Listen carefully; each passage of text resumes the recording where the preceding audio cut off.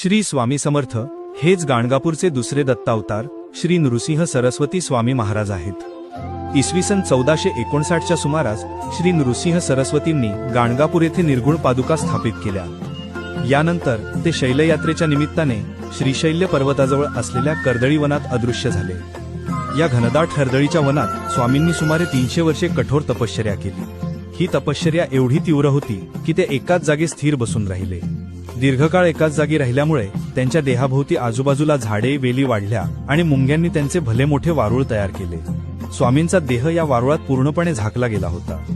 एकदा उद्धव नावाचा एक लाकूडतोड्या कर्दळी वनात लाकडे तोडण्यासाठी आला होता। तो तिथली झाडे आणि ते वारुळ तोडून जागा साफ करत होता। लाकडे तोडत असताना नकळतपणे त्याच्या कुऱ्हाडीचा प्रहार त्या वारुळावर बसला। कुऱ्हाड वारुळावर पडताच वारुळातून रक्ताची धार वाहू लागली।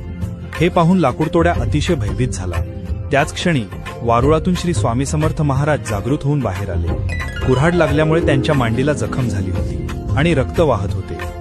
तपस्वी महापुरुषाला आपल्या हातून इजा झाल्याचे पाहून लाकूडतोड्या घाबरला आणि स्वामींच्या पायावर पडून क्षमा मागू लागला। स्वामींनी त्याला तत्काळ क्षमा केली आणि भिऊ नकोस, मी तुझ्या पाठीशी आहे, असे अभयदान दिले। या घटनेमुळे स्वामींची दीर्घकाळची तपश्चर्या संपन्न झाली।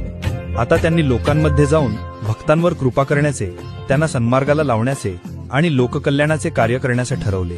त्यांनी श्रीशैलम येथून भारतभर भ्रमण केले आणि अनेक ठिकाणी लीला केल्या। शेवटी ते अक्कलकोट नगरीत आले आणि तेथे त्यांनी दीर्घकाळ वास्तव्य केले, ज्यामुळे त्यांना अक्कलकोटचे स्वामी म्हणून ओळख मिळाली। श्री स्वामी समर्थ।